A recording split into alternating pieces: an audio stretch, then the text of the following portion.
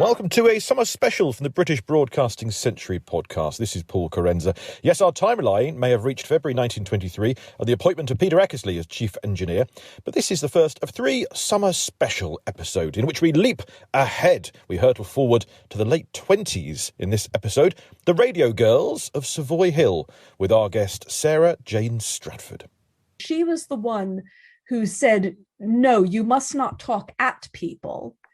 You must speak as though you're having a conversation and make people feel as though you are there in the room with them. And indeed, it was this instant sea change. Sarah-Jane Stratford's novel Radio Girls is highly recommended, and you'll hear me plug it aplenty on this episode. Plenty more from her to come here on the Escapist Summer Specials, celebrating 50 episodes, the half century of the British Broadcasting Century. Hello, this is Paul Carenza calling. This is London calling. Hello, Paul Carenza here, you there. Happy summer to you. Hope you're dealing with the heat okay, let alone the political climate. Let's not even go there. We're here to escape into the past, aren't we? We're 50 episodes in. Thank you for joining us. If you've been here since the beginning, hurrah for you. If you haven't been here since the beginning, you can go back and experience the full works of the history of British broadcasting from way back, even before Marconi, and onward through to the BBC being founded. And last episode, we hired a chief engineer in Peter Eckersley. His name will crop up also this time as we go into the late 1920s. You see, normally we go slower than many other podcasts might. Others would have done hundreds of podcast episodes in the time that we've taken to reach 50. But we polish our episodes. We take our time. Also, it's only me here, and I've got other work to do. But thank you for joining us for the half century of the British Broadcasting Century. On this episode, though, it's summer break time, so we're doing less on the timeline. We're telling the chronology of early 1923, when the BBC numbered just 15 employees, listeners in the tens of thousands. Not just the tens, that was even earlier in the podcast. But no, less than 1% of the population were listening to the BBC in early 1923, where we'd been dwelling for some time. But for the next three episodes, we are instead going to leap ahead to a bigger, more fulsome BBC, looking at three later eras.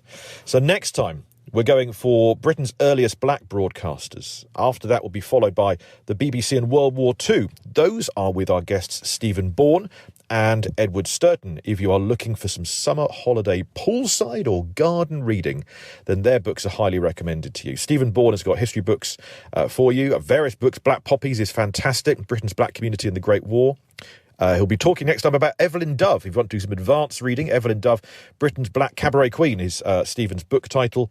Or he's also got a book called Deeper the Roots, Trailblazers Who Changed Black British Theatre. And he'll be telling us loads of stuff that you will not find anywhere else about the early black broadcasters here in Britain. Edward Sturton's book, you may be familiar with, Auntie's War. If you've not read it, that's a cracker as well, and you can read that, enjoy that, while the summer heat swelters down upon you. Also, though, for some escapist summer fiction, if you've not read Radio Girls by Sarah-Jane Stratford, you're in for a treat. Seek it out. I know you'll want to after this episode. So this is a longer form chat. In our specials, we generally spend longer and we chat longer to a guest. So Sarah-Jane Stratford brings us to the late 1920s. It's a time when licenses were in the millions. BBC staff were now populating Savoy Hill.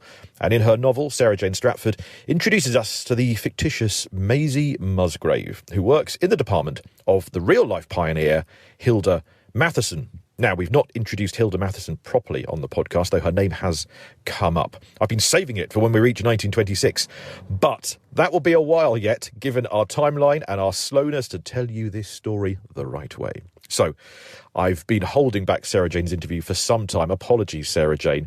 I've just now realised, though, we're never going to reach 1926 in the next couple of years. So, you've been waiting long enough, Sarah-Jane. So we're leaping ahead to you. Hilda Matheson, broadcasting pioneer. I was drawn to as I'm writing my novel, Auntie and Uncles, which is due out later this year, all being well. So I'm writing about her. Sarah-Jane has written about her fantastically. I can only dream of writing as well as Sarah-Jane has in her novel. So the more you know about Hilda, the more you can see why she is such a great character for novelists, really. I'll introduce Hilda properly as we go. But for now, ladies and gents and everyone in between, Let's meet Sarah-Jane Stratford. Thank you for joining us on the podcast. Delighted to welcome Sarah-Jane Stratford. Hooray for you. Thank you for being here. Oh, thank you so much for asking me. No worries. Well, delighted. I've been wanting to get you on this podcast for some time because your fantastic book, which I'm well aware is not your most recent book, and I'm having to delve into the past a little bit to remember about writing this book, I'm sure. But Radio Girls is your brilliant book, and I cannot recommend it enough. Oh, thank you. Thank you very much.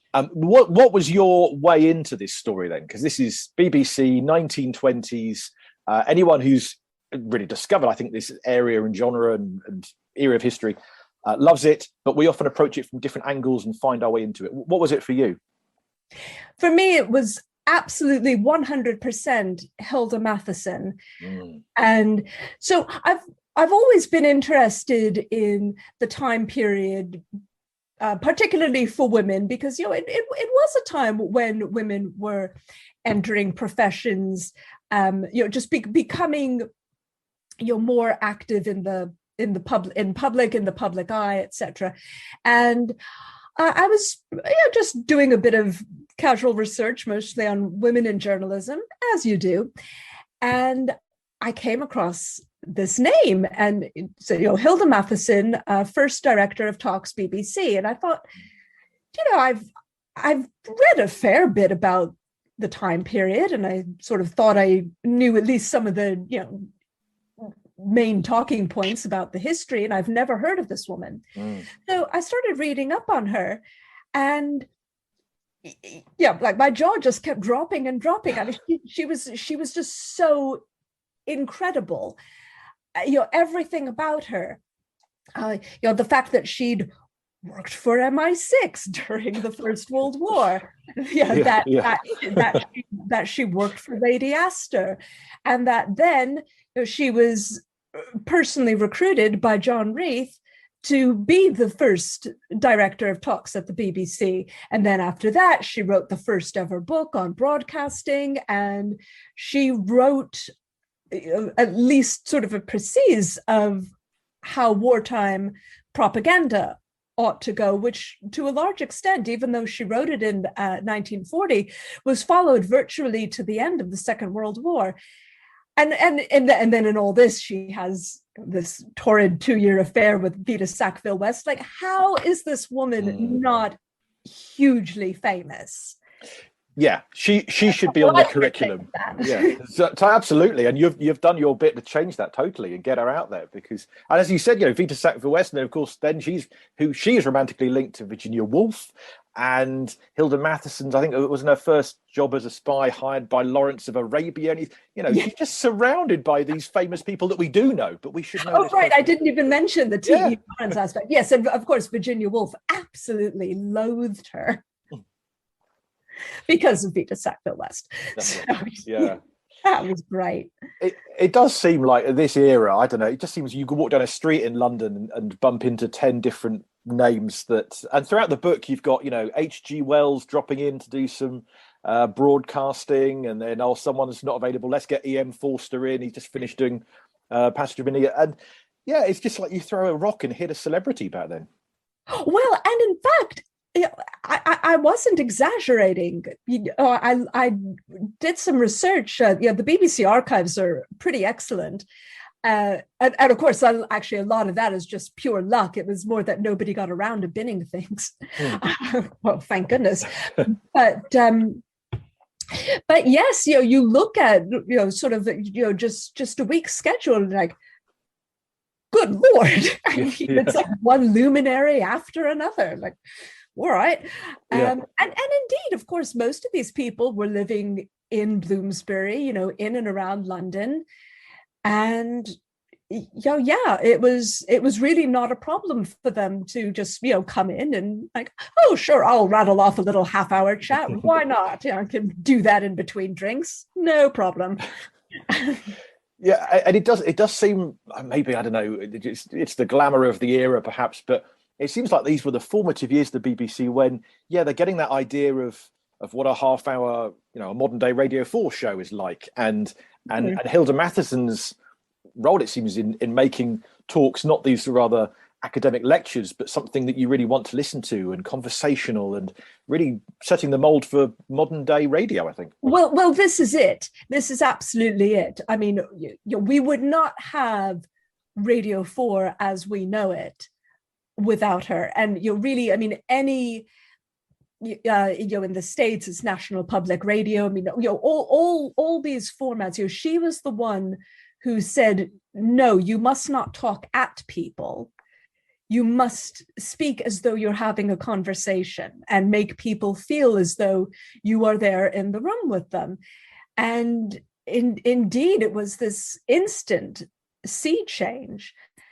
And she saw so many opportunities, like, well, look, why not bring to people that which they could not otherwise have access? And why, just because, people are perhaps not terribly literate, well, why not have literary programs? Why not have lots of poetry reading? And of course, one of the things that was so lovely was that librarians started writing her letters saying, our circulation has doubled, quadrupled, people coming in asking for books of poetry and wanting to set up like poetry clubs at the library. And these were people, many of whom had left school at 12, but they heard this on the wireless and they got inspired. Yeah. I think it's just beautiful.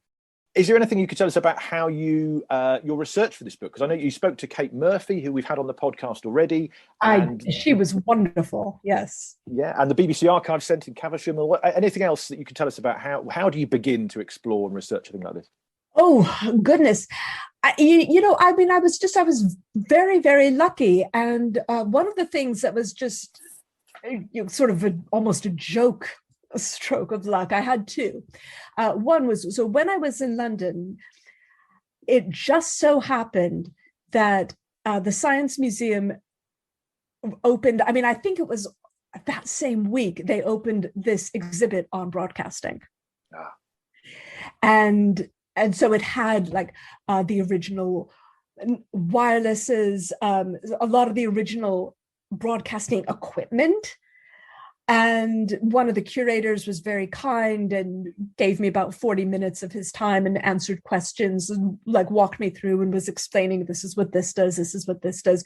So that I have a scene in the book where they go to what's now Marconi House, and they're looking at one of the pieces of machinery. And I was able to describe, well, yes, this is what it is, and this is how what it looks like, because I'd actually seen it. So that was just a gift. Then the other odd thing that happened was that I was living in New York when I did the bulk of the writing, and I discovered that Vita Sackville-West's papers and letters were all at Yale. Okay, well, I don't know what they're doing there, but that was just a short train ride. So I could read Hilda's letters to her. Brilliant. And that gave me Hilda's voice. I'd already had a very strong sense of it just by reading. Because the archive, and there were her notes, there were her memos, telegrams, etc. But reading these personal letters, even though her handwriting was kind of awful, it was awe-inspiring. It almost chokes me up now thinking about it. Fabulous. So Hilda Matheson, in a nutshell, if you've not picked up already, a spy in World War I, hired by Lawrence of Arabia, indeed. She worked in Italy there, just dealing with the whole spy game in World War I. She then became secretary to Nancy Astor, who was the first female MP to take her seat in the House of Commons. Then, while hosting one of Lady Astor's at-home soirees, which were organised by Hilda Matheson for her boss there, she'd invite the great and good of London, the movers and shakers, especially women who could now vote. And one guest was a rather nervous John Reith. Reith met Matheson, was really struck by her, thought she's incredible, and tried to hire her. Lady Astor essentially pushed Hilda Matheson towards John Reith and said, yes, you need to go there and work for him at the BBC. Matheson was a bit reluctant, but Reith poached her. She joined the BBC, and Matheson quickly rose to become the first ever director of talks, just as the Beeb became a corporation. So she helped design talk radio from the ground up. This informal style, less lecturely than previously, but engaging the listener. And she had this fascinating private life as well, this relationship with Vita Sackville-West. After Vita had famously had a relationship with Virginia Woolf, which you can see fictionalised in the film Vita and Virginia. So, yeah, we go back into the realms of fiction, but these real-life characters, well, they leap out of the pages of history books, I'm sure you'll agree. The Savoy Hill era, I think, is marvellously joyous. Of course, on our timeline in the podcast, we're in pre-Savoy Hill era. Magnet House is where the BBC currently resides. If you've joined us on patreon.com/Paul Kerensa, thank you for helping support the podcast. There now, you can see I've just released, a couple of weeks ago, a walk that I've done from Magnet House, as it was, it's now flats, its offices actually, to Marconi House. It's about 8 minutes walk away, central London, and that is the walk that Arthur Burrows and Cecil Lewis did night after night in early 1923. They would, by day, be at BBC HQ at Magnet House as Director of Programmes and Deputy, but by night they would transform like Del Boy and Rodney running through the streets of London and becoming Batman and Robin. They would become Uncle Arthur and Uncle Caractacus. And you can see the walk in London as it is now on a very rainy day when I filmed it, from Magnet House to Marconi House. Patreon.com/Paul Kerensa, £5 a month. Cancel any time, but that's where the videos reside if you wish to see that. And thank you for supporting and keeping us in web hosting and books. That's all it goes towards. Hilda Matheson, though, she was only ever at Savoy Hill. She arrived after Magnet House. She left before Broadcasting House. Arguably, though, as I put to Sarah-Jane Stratford, when Hilda Matheson left the BBC, I think she was just getting going. Hilda Matheson doesn't stay at the BBC, unfortunately, ends rather abruptly. When you've done a whole load of chapters on how that happened and the controversy thing and her arguments with Reith, and it's fascinating. Great to see it fictionalized here. But if she had stayed on through the 30s, I mean, this is the massive question, but is that a missed opportunity? How different the BBC could have been, and how different, I mean, even British history could have been if someone like her had risen through the ranks instead of sadly left the BBC. Right. So the short answer is yes, and that's not actually just my opinion. I mean, it's been, other people have written about this and felt that what she was establishing, the sort of people she was bringing on, the sort of programming she was setting up, all would have been more hard-hitting, more granularly educational. She was a very strong progressive, and she was well educated, very liberal, very very much a feminist, a feminist of that era, but a feminist, and very much an anti-fascist. To a certain extent, she could see which way the wind was blowing, and it concerned her. And, not for nothing, I mean, some years later, Goebbels said, if during the beer hall putsch, which I can never pronounce it, I think that was a good go. I like it. Oh, hurrah, thank you. Yeah. If we'd seized state radio, it would have gone very differently. And that's true. And, Hilda was someone who recognized, yes, this is the power of the media. The media can really shape opinion, and in a way that perhaps newspapers cannot. There is maybe something about broadcasting that is a little bit different. And now look, who knows really if she'd been able to carry things through? Would she have changed minds? Would she have shaped the opinions of people who were more inclined to think, oh well, this Hitler, he seems to have the right idea actually. we don't really know, but we can see that she was all about, let's get more progressive, let's get more hard-hitting, let's get more detailed. And just at the time when Reith was saying, well, actually, no, I think we need to retrench. I think we need to be more conservative. Let's focus more on light entertainment. Let's not confuse people with lots of debate.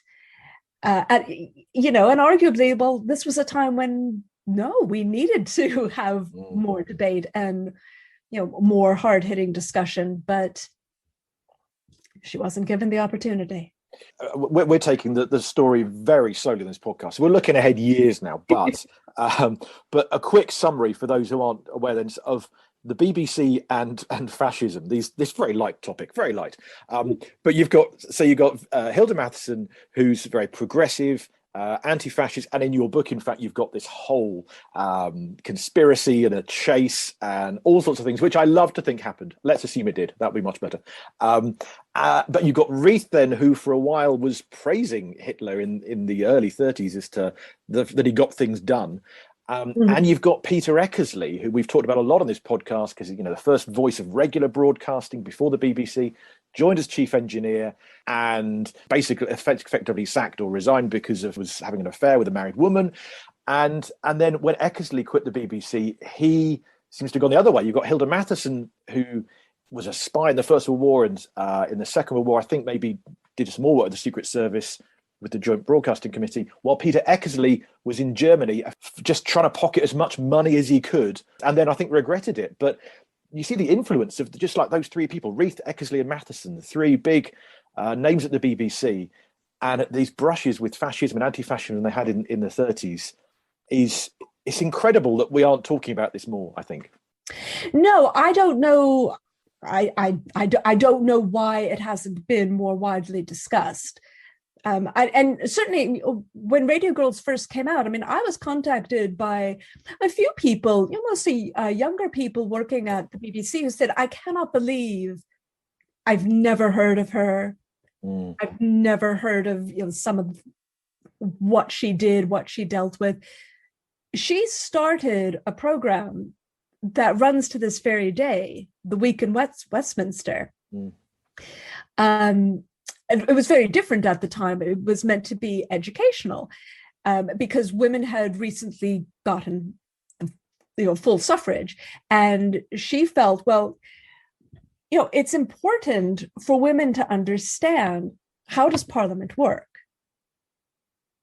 Because her feeling was, well, if the ordinary person understands how their government functions, then they're a better citizen.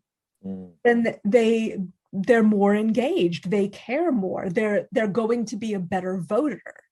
And this was fairly critical. So the program has changed over the years, but it was just extraordinary to me that yes, so many people did not know all she did. And did not know that she wrote this book about broadcasting. And, one of the things she said in the book is that, broadcasting's tricky, because it can be used for good, but it can also be used for evil. A state-run broadcasting system, can be a wonderful educational augmentation, but it can also be a tool for dictatorship. Yeah,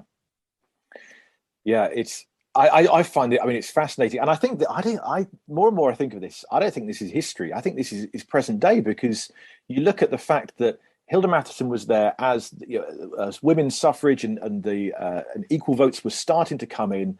And, the fact she was secretary to the first woman MP to take a seat in Parliament, Lady Astor. Oh, yes. All of those things. She was right there and doing her bit and really bringing some sense of, I don't know, if not full equality, but some sense of that to the radio and to broadcasting as a whole. And I try and keep this podcast light. And also this will be, our conversation will be going out in a few months' time. But as we record this, without wanting to bring it all doom and gloom, Afghanistan, today is literally falling to the Taliban, and women in leadership is suddenly maybe potentially no longer happening, education going, and yet broadcasting is more, we are able now for the first time to be seeing the downfall of a country on the news. We're seeing people, women broadcasting on their phones as they are potentially losing their rights there. And we're seeing, I don't know, I mean, my mind blows. I don't even know what point I'm making, but the fact that you can see the technology is gaining so much, equality that we had then is still not widespread across the entire world, but these are such big issues that are still changing and going out on a daily basis. No, completely. This is the other thing that's been so both gratifying, but sometimes a little disheartening, is that, I've had people write to me and say, this book just doesn't feel like history. It feels very current, but not necessarily in a good way, in that, the power, we see the power, say, of the internet, but we also see, how it can be harnessed and used to such damaging purpose. And really, I feel like, look, the lesson Hilda was trying to impart is, well, we have to be vigilant. We have to be aware. We have to pay attention. We have to care. I mean, that was the one thing, she always cared. And, I think this is ultimately what got her in a lot of trouble.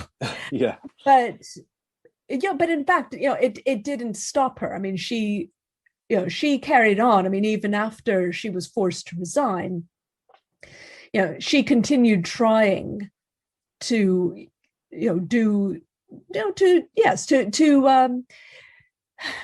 to educate, to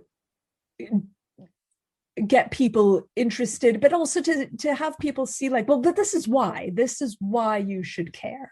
And I think that's a difficult thing to do. It was a tall order, but she felt that it was important, and she wasn't going to give up.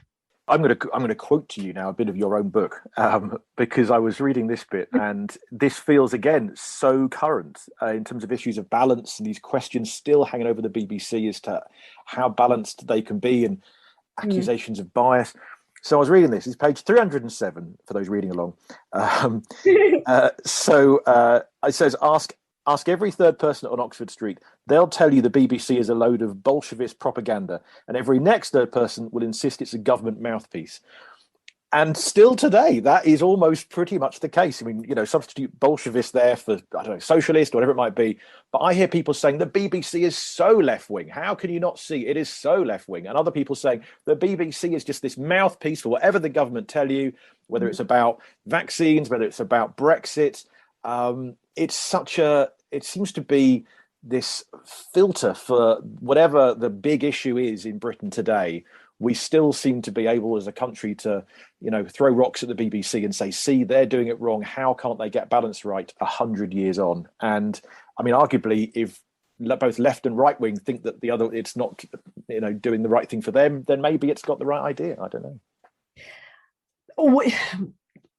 I mean, those were questions then, and yes, I think they still are. And then, hopefully the BBC will carry on, and then these questions will endure. We'll see. To be continued. Of course, yeah. Of course, the BBC will carry on in some form. But let's go from the future back to even further back in the past. From the late 1920s, let's go to the early 1920s and dwell for a little while in our timeline on the podcast, which we're telling episode by episode. February 1923 is where we've reached. And in terms of the radio girls at the BBC, of which we're talking this time, they were arriving by the coachload in February of 1923. So last episode, we featured the hiring of Peter Eckersley as chief engineer and Walter C. Smith as publicity manager, but the typing pool was growing and growing as well. Bear in mind, this is still a one-room BBC at Magnet House. 15 or so typists and clerks filling that one room in February of 1923. 10 or so mail sorters around this central table of chaos and notes and fan mail and requests to broadcast and applications for jobs that maybe they didn't even know what they'd need yet. But among the people who were there at the time, Dorothy Knight arrived in February 1923, a typist personally recommended to John Reith, who said everybody was expected to take a hand with everything. Good on you, Dorothy Knight. There was a new accountant, a Mr. Harley. He had a new assistant, Miss Mallinson. Also that month, you've got Lillian Taylor starting as a clerk in the programmes department, whose interview consisted of being shown Magnet House and then being told, "You'll do. Can you start now?"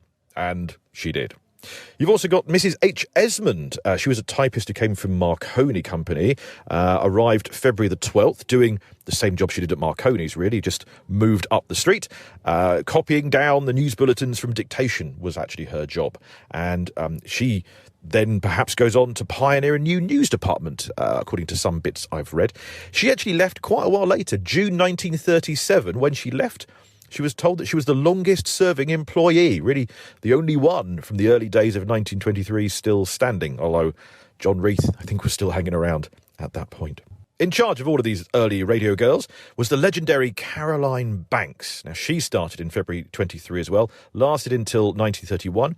She was 26 years old when she began, and she's women's staff supervisor. She oversaw, to begin with, a dozen female staff. When she left, though, she oversaw a department of 200 female typists and clerks. She left to marry, as was the way back then, because the marriage bar at the BBC meant if you would wish to get wed, then unfortunately, generally speaking, you left the corporation. Well, let's have more from Sarah-Jane Stratford then, because of all of the radio girls at the BBC in the 1920s, in amongst these real-life characters like Hilda Matheson and John Reith and many others that Sarah-Jane Stratford has put on the pages of her novel, the star of that book is fictitious.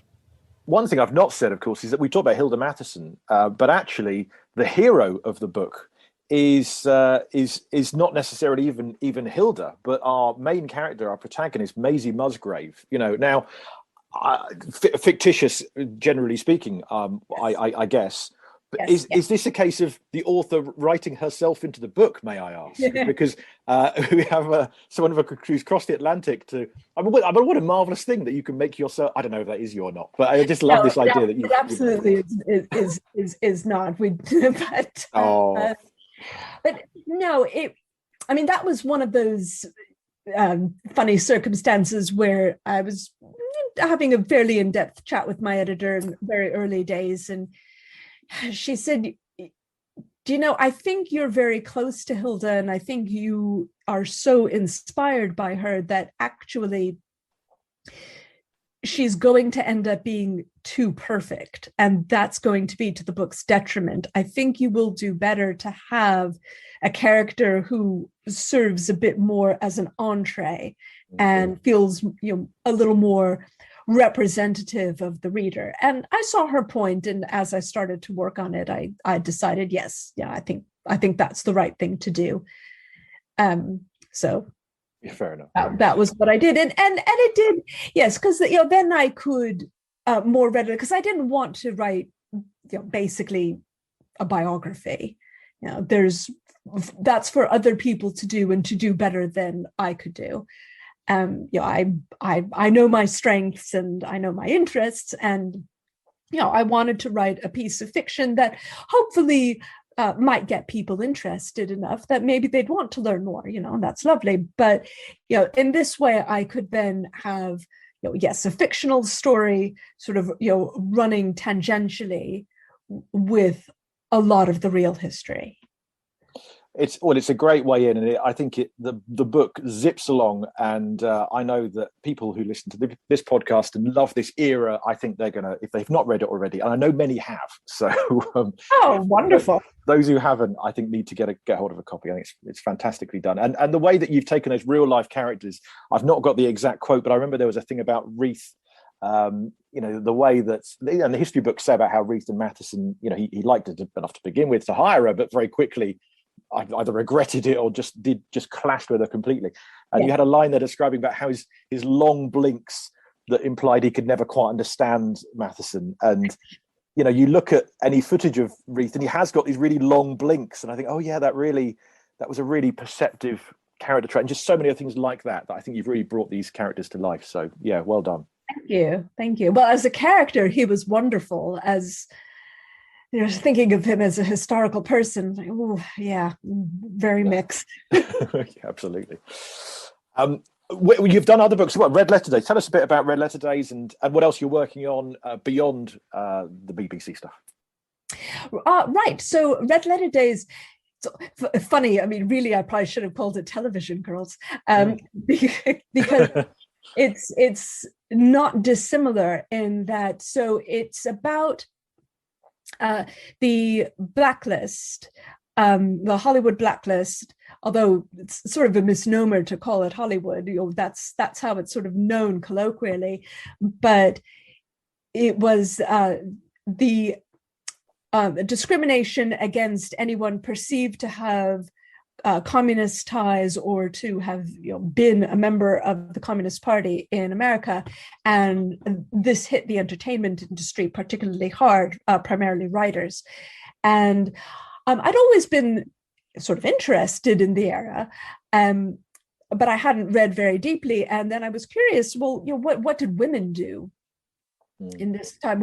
How affected were they? And, you know, who were the women who might have been affected? And I, you know, found, you know, yet another exciting woman who everyone should know. It's just this woman, Hannah Weinstein, who was an American who had been a communist at one point. Mostly she was a socialist, but she left the States and eventually ended up in London, and she set up a production company, and she began this television show in 1955, The Adventures of Robin Hood. And she only hired blacklisted writers to write the scripts. They all had to write under pseudonyms, but she gave them an opportunity to continue working where otherwise, you know, they were struggling for work. And because there were also, you know, a number of other people who left the US rather than face potential prison, primarily on trumped up charges. So I created a fictional character sort of based on some of the women I read about, who was a pioneering television writer, because, you know, there were some women, very few, but there were some. And so she comes to London and ends up working on Robin Hood. And I see. Things go from there. Well, that's still massively in our wheelhouse. It's broadcasting, it's history, and I think I know what my next read will be. So thank you for that, and bringing history to life, and especially in our case here, Savoy Hill to life. Radio Girls, and the thing is, it's got all these big heavy issues, controversies, and fights against fascism, and illicit homosexual affairs and things like this that were, you know, frowned upon in the day. But it's such a great, it whizzes along. It's big issues, but it's a light read, and it's in a great way. I think it's got real depth to it at the same time. So good on you. Thank you for doing it. Thank you very much. It also has romance and good food. It does. It has lots of romance and good food, and it does. There's lots of going out for food, isn't there? And I like that. It's lots of a real taste of taste. Well, I mean, look, that's the part that may have been slightly based on real life. There you go.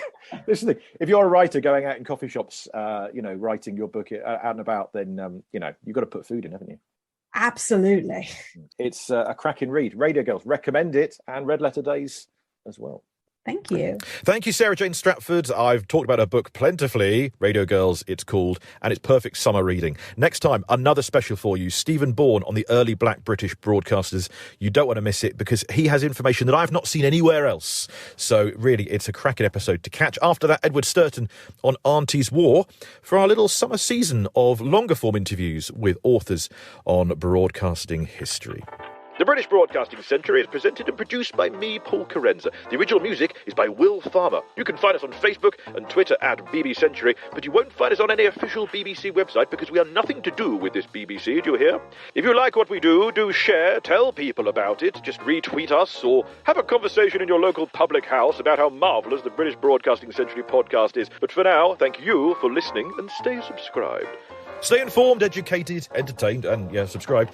And join us next time for another special on the early black BBC employees here on the British Broadcasting Century.